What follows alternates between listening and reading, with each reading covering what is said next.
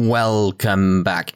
In the previous part, we collected a lot of evidence around the murder, but Maya has no one to defend her. It's up to Pheonix Wright to put that right. Yep. I've made up my mind. I'm going to defend you whether you want me to or not. Exclamation. Why? Why, well, I can't abandon you. No one is as sad as a person without any friends. I know. I've been there a long time ago. Oh my. Why did I become a lawyer in the first place? Because someone has to look out for the people who have no one on their side. Maya, I won't abandon you. You can count on me. That's so kind of you. Sniff. Well, let's fight this one and get you out of here. Right. Thank you. Phew, she smiled at last. She looked like an entirely different person. One last question. You are innocent, right? Yes. And I trust you. So you trust me too, okay? It's a deal. So, what next? There's something that's been bugging me. Just what was inside that strange woman's drawer? It was when I tried to look into the drawer that she got all defensive. There has to be something in there. Indeed. So maybe I can go back. Good afternoon, sir. Oh, a lovely spot of tea. Oh, lovely. Excuse me, you are? Ah, I beg your pardon, sir. I am the bellboy of this establishment. At your service, sir. Oh, right. I've just come up to deliver room service, sir. Do you know where Miss May might be? Ah, I believe our guest, Miss May, is currently using the, facilities. If you're no need of anything, I'll be taking my leave. Please stay as long as you like. Enjoy. Yeah. Wait, no, hey. Why does it seem like every time I come here, I end up embarrassing myself? Wait, now's my chance to snoop around a bit. Ah, I almost forgot. Good. You came back quick. Might I ask you to inform Miss May that there is a message for her?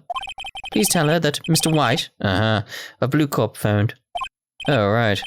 Sure. Do you take that in, Pheonix? Really? Come on. Mr. White, of Blue Corp.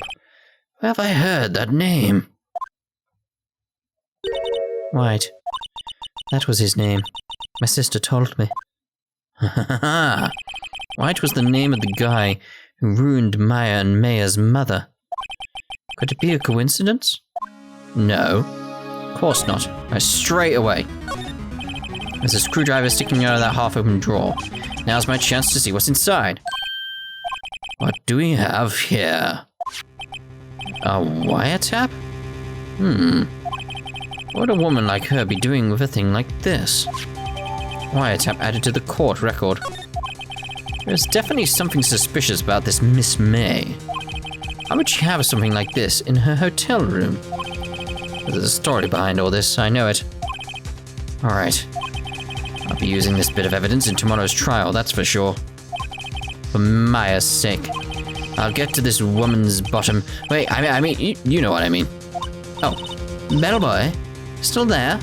Uh-oh, time to scram. I look forward to tangoing? Yep, with you tomorrow, Miss May. In court. Tangoing. That was a joke one, by the way. To be continued. Continue it then. Saving. I'm gonna go with yes, so be right back. September 7th, 10 a.m. District Court. Courtroom number 1. Court is now in session for the trial of Miss Maya Fey. The prosecution is ready, Your Honor. The defense is ready, Your Honor. Miles Edgeworth. I better not show any signs of weakness today, or he'll be on me in an instant. Mr. Edgeworth, please give the court your opening statement. Thank you, Your Honor. The defendant, Miss Maya Fey, was at the scene of the crime. The prosecution has evidence she committed this murder, and we have a witness who saw her do it. The prosecution sees no reason to doubt the facts of this case, Your Honor. I see. Thank you, Mr. Edgeworth. Let's begin then.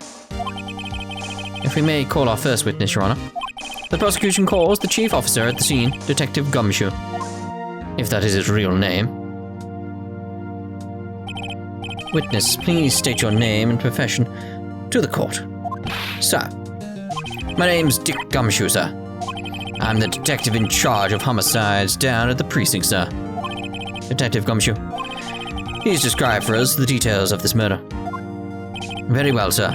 Let me use this floor map of the office to explain. Okay. It's a weird shape you just put there. The body was found by this window here. And the cause of death? Loss of blood due to being struck by a blunt object, sir. The murder weapon was a statue of the Thinker found next to the body, sir. It's heavy enough to be a deadly weapon, even in a girl's hand, sir.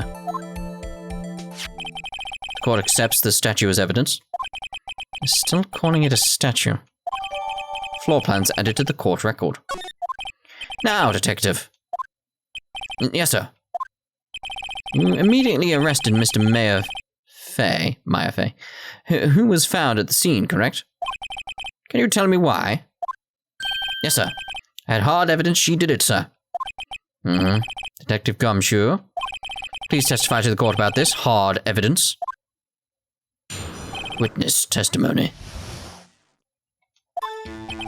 As soon as the phone call came in, I rushed to the scene. There were two people there already. The defendant, Miss Maya Fey, and the lawyer, Mr. Pheonix Wright. I immediately arrested Mr. Maya Fey. Mrs. Why, we had a witness account describing her.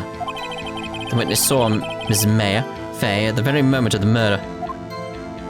She didn't call out until later. The very moment, you say? Very well. Mr. Wright, you may begin your cross-examination. Yes, Your Honor. Cross-examine what? I couldn't see a single contradiction in that testimony. I could. Whoosh. Smack. Hey, Maya just threw something at me. What's this? When my sister couldn't find any contradictions in a witness testimony, she would bluff it and press the witness on every detail. But I do know a contradiction. She didn't scream or anything until later. The witness always slips up and says something wrong. Worked lots of times. I should have expected Maya would know some of her sister's tricks. Alright, let's give this a try. Something the matter? No, Your Honor. I'd like to begin my cross-examination. Alright, here we go. As soon as the phone call came in, I rushed to the scene. Who did you say you got a call from? Hey, pal, don't play dumb. You know who. The call was from a customer at the Gatewater Hotel, right across from the crime scene. I'm just getting the facts here, mate. Just getting the facts. Okay, I pressed. Not sure it did much, though. Right, please continue. There were two people there already. I mean, I don't need to contradict that. The defendant, Miss Maya Fey, and the lawyer, Mr. Pheonix Wright. I immediately arrested Miss Maya Fey. Why? We had a witness account describing her. The witness saw Miss Maya Fey at the very moment of the murder. Hold on just 1 second. Yeah? I heard correctly. You said you arrested her because you had hard evidence she did it, correct? Huh? Did I say that? Me? Heard you say it. You did say it. You said it. Exactly what about this suspicious woman Pink's claim was hard evidence? What? Miss May isn't suspicious, and she sure isn't Pink, pal. Well, I guess she is Pink. That's enough. Detective Gumshoe, do you have any more solid proof other than her claims, Detective? I guess pressing can have its advantages. Yes. Gah.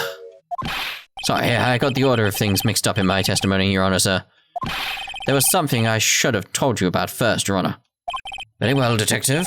Let's hear your testimony again. Oh, here we go, then. Here we go. After securing the suspect, I examined the scene of the crime with my own eyes. I found a memo written on a piece of paper next to the victim's body. On it, the word Maya was written clearly in blood. Lab test results showed that the blood was the victim's. Also, there was blood found on the victim's finger. Before she died, the victim wrote the killer's name. I mean, I know this is wrong. I figured that out ages ago. How you like that? That's my hard evidence. Right, here we go.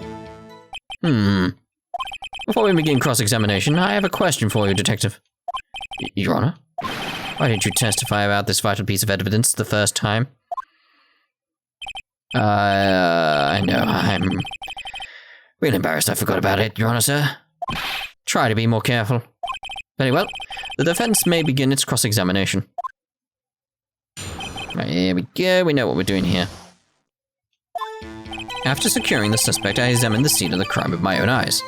Found a memo written on a piece of paper next to the victim's body. On it, the word Maya was written clearly in blood. No doubts here at all at this point. Lab test results showed that the blood was the victim's. Yep. Also, there was blood found on the victim's finger. Yep. Before she died, the victim wrote the killer's name. Right, so. Right, straight in here with this. Objection! Detective Gumshoe, there's one thing I want you to clarify for me here. You say that the victim, Mia Fey, wrote this note. That she was accusing the defendant, Maya Fey. That's really what you're saying. What? This isn't one of those lawyer tricks now, is it? Of course she wrote it. Who else could have? Dear, oh dear, do you not see the evidence right in front of you? Terrible. You have it backwards, Detective. Backwards? The victim is the one person who absolutely could not have written it. This is a report from your department, Detective. Immediate death due to a blow from a blunt object. She died immediately. But no butting your way out of this one, Detective. Order, order. The defense has a point. Someone who died immediately wouldn't have had the time to write anything down. Mr. Wright, I beg your pardon, but when exactly did you obtain that autopsy report? When? The day after the murder. It was the day after the murder. The prosecution's point being that autopsy report is outdated, Your Honor. What? A second autopsy was performed yesterday, at my request. Death was almost immediate due to a blow from a blunt object. But there is a possibility the victim lived for several minutes after the blow. Damn it. I received these results this morning. No way. Your Honor, it's quite easy to imagine that the victim did have time to write Maya. That is all. I see. Damn you, Edgeworth. I should have known you'd have something up your sleeve. There goes my one, big piece of evidence being like, yes, I'm going to destroy this. Gone. Completely gone. Why, Mr. Wright, you look shocked. Something you want to say? You're a sham, Edgeworth. The detective's a sham. Detective Gumshoe, you're a sham. How could you give me a faulty report? Huh? I thought... Detective Gumshoe. I'm disappointed in you. Handing him the wrong report like that. Eh? I'm sorry, sir. You are at fault, Detective. This isn't going to look good on your evaluation next month. What? But... Your Honor, I submit this report to the court. Understood. The court accepts the evidence. Autopsy report updated. Okay. Few minutes. Well, Your Honor, the evidence strongly suggests the victim was identifying the killer. I suppose that's the obvious conclusion, yes. Darn, this isn't good. The prosecution would like to call its next witness. This poor, innocent girl saw the murder with her own eyes. Let the witness Miss April, May, June, July take the stand. Exactly what part of her is innocent? Oh dear.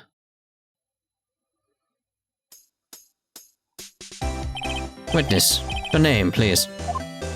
April, May, June, July, at your service. Wink. Order! An introduction should not require any reaction from the crowd. The witness will refrain from wanton winking. Ah, yes, Your Honor. This is not good. She's already captured the heart of every man in this courtroom. Tell us, why were you on... Well, where were you on the night of September 5th, when the murder occurred? Gee, I was, in my hotel room? I checked in right after lunch. And this hotel is directly across from the Fey Co law offices? That's right. Big boy. Please testify to the court about what you saw. Okay, let's see here. Yes. It was 9 at night. I looked out the window, you know? And then, I saw a woman with long hair being attacked. One attacking her was the mousy girl sitting in the defendant's chair. And the woman, dodged to one side and ran away. That girl, she caught up to her and she hit her. Then that woman with the long hair, she kinda slumped. The end. That's all I saw. Every little bitsy-witsy wink. You were warned about the winking. Well, Your Honor. I see. It's a remarkably solid testimony. I don't see a need to trouble the witness any... Wait, Your Honor. Yes, Mr. Wright? What about my cross-examination? I thought the witness testimony just now was quite firm, didn't you? Mr. Wright, I understand you were Miss Meyerface understudy, were you not? You must know her techniques well. Her cowardly way of finding tiny faults in perfectly good testimonies. Hey, how dare you? Well, Mr. Wright, will you cross-examine the witness? Yes, I'm doing it. I'll gladly proceed with the cross-examination. Only because I have a feeling Edgeworth doesn't want me to. She has to have some weakness. Very well. May I begin your cross-examination? Alright then, so here we go. It was 9 at night. I looked out the window, you know? So, right, okay. Is there anything I can use here?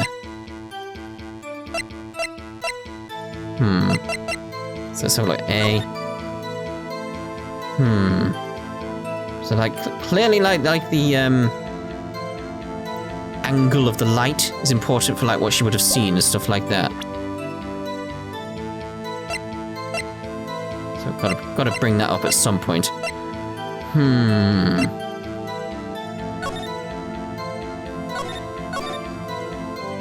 There's nothing that mentions, they were, meeting at 10 or something like that, is there?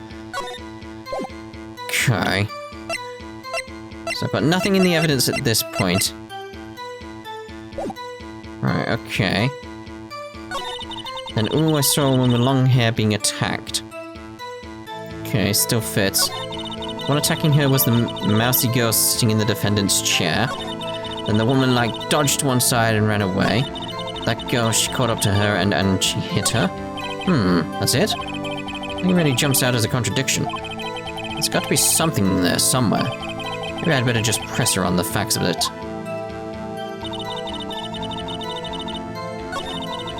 Okay. So I'm just thinking, there's no mention of, glass breaking or anything like that, so... She dodged. Dodged what? Well, the attack. Please continue your testimony. But that girl, she caught up to her and she hit her. With what? How do you know it was my client? Huh? Well, She... First of all, she had a girl's physique. And secondly, she was small. Who else could it be but her? She has a point. I question your testimony. Hold on a minute. That testimony stinks. What? Miss May, I'm willing to bet that you saw nothing. Did you really see the defendant at all? Mr. Wright, what's the meaning of this? Yes, what is the meaning? Somebody tell me, because I'm clueless about this, I mean. Okay. Could really witness my client, Mayor Fey. He would have noticed her clothes before noticing her physique. No one wears clothes like this on a daily basis except her. And I'm no expert on fashion, but her hairdo looks far from normal to me. However, the witness's testimony mentions neither of these things. The testimony is bogus. But, still, you don't know if she was dressed that way the night of the murder. I do, because I was there. She was, Your Honor. I saw her. And so did Detective Gumshoe. What do you say to that, Miss May? Apparently. What are you trying to say, you mean lawyer? I saw what I saw. I just didn't think all the trifling little details were necessary, darling. Miss May, the court would like to remind you to please omit nothing in your testimony. I'm sorry, Your Honor. I'll be a good girl, I promise. Wink. Your testimony again, if you would. Damn, I almost had her. So, you know, you did the right thing there. You pressed her on the right thing. I did see everything. I did. Victim. Here we go. This is what I want here. The victim. The woman dodged the first attack and ran off to the right. Then the girl in the hippie clothes ran after her. And she hit her with that weapon. I saw it. I did. That clock. That kind of statuary clock. The thinker, I think. How do you know it's a clock? Well, does the accuracy of my report not startle you? How do you know it's a clock? How do you know it's a clock? No one knows it's a clock. Only we know it's a clock. I see. I only wish you had been so detailed from the beginning. Please begin the cross-examination. Straight in and we're about this clock. Straight. Yeah. There we go. Right, so. Present that. Miss May, what you said just now was quite revealing. Revealing? Oh, you'd like that, wouldn't you? Naughty Mr. Lawyer. You just said that this statue of the thinker was a clock. There's no way of knowing that just by looking at it. Another person in much the same position as you recently called this a clock too. And he was found guilty of murder. Order. Miss May, can you explain how you know this was a clock? The witness saw the murder with her own eyes. That's all that's important here. No, it's not. The defense is trying to confuse the issue with trivial concerns. Yes, of course. You withdraw your question, Mr. Wright. It's a good question. But questions are all I have, Your Honor. As you may recall, I've caught murderers with these questions before. Well, only once. Objection sustained. You may continue the question, the witness. Phew, that was close. If you stopped me there, the trial would have been over. Huh? What? So, what happens now? What happens now is you answer my questions. How did you know it was a clock? What? That's... because... I heard it? Yes, I heard it say the time. So, you've been to the law offices of Fey Co? No. Hey, I didn't say that. Why would I go there? I heard it from my hotel room. The law offices of Fey Co, where the murder took place, is very close to that hotel. She could easily have heard the clock. Well, Mr. Wright, are you satisfied? No, Your Honor. Yeah, there you go. Can't give up now. I'm not satisfied because she couldn't have heard it. It couldn't have rung, yes. Your Honor, members of the court, it is inconceivable that the clock in question rang. It's like, the battery is empty. Empty. That clock is missing its clockwork. Now, how could you possibly?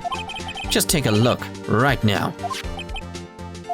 Oh, see anything interesting, Your Honor. It is, as the defense says. This clock is missing its clockwork. It's quite empty.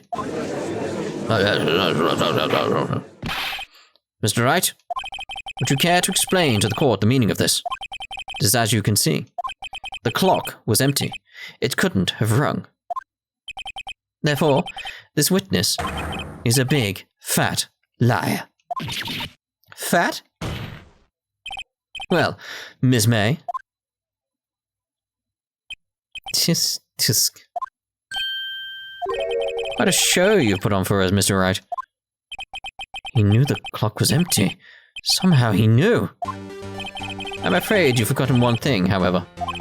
Indeed, the clock is empty, as you say. It can't ring. However, we must ask, when was the clockwork removed? If it was after the witness heard the clock, then there is no contradiction. I see I have a bit of evidence to cover that. That's true. That is a possibility. The clock might have been emptied after she heard it. And that is exactly what happened, Your Honor. Well, Mr. Wright, can you prove when the clockwork was removed?